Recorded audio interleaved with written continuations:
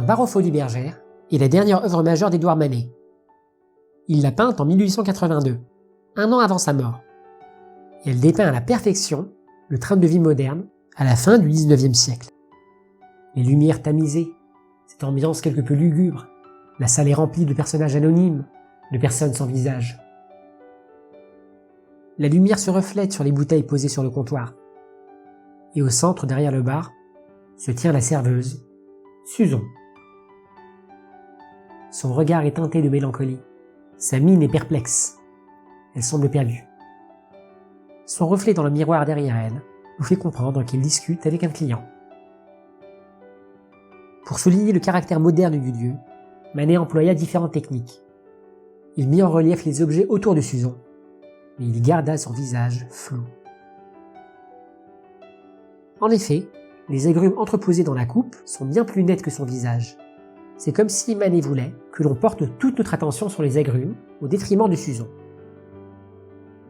Les bouteilles sur la gauche se reflètent dans le miroir du mauvais côté.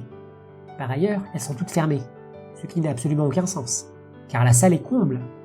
On aperçoit même les jambes d'une acrobate qui pendent dans le vide. Le lieu est animé, et parmi tous ses clients potentiels, personne n'a l'idée de se rincer le gosier. Je ne comprends pas. Et les bouteilles de champagne fermées, à température ambiante. Mais on est chez les fous là. Mais avant de poursuivre, permettez à ma chaîne de grandir en likant la vidéo, en la partageant. N'oubliez pas de vous abonner et d'activer la cloche pour être au courant de toutes les nouvelles vidéos.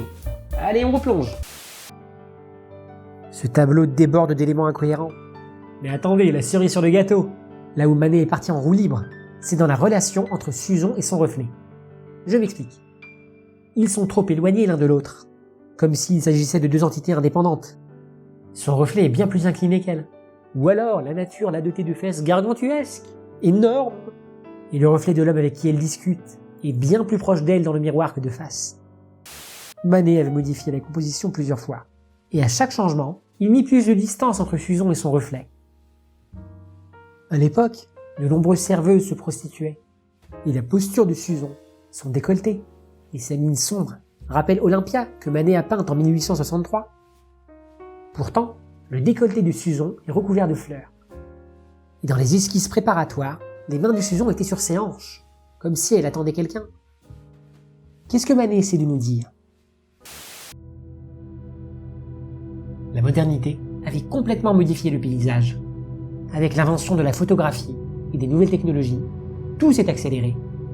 C'était une révolution, un bouleversement. Et il est fort probable que le caractère diffus du lieu représente l'idée que Manet se faisait de son époque charnière, de ce monde incertain. Mais le monde qu'il dépeint est bel et bien le nôtre. C'est tout pour aujourd'hui. J'espère que cet épisode vous a plu. Pour être au courant des actualités, suivez Clin d'Art également sur Instagram, en tapant clin.d'art sans apostrophe. Pour plus de contenu, likez la vidéo, partagez-la et abonnez-vous à ma chaîne. N'oubliez pas d'activer la cloche pour être au courant de toutes les nouvelles vidéos.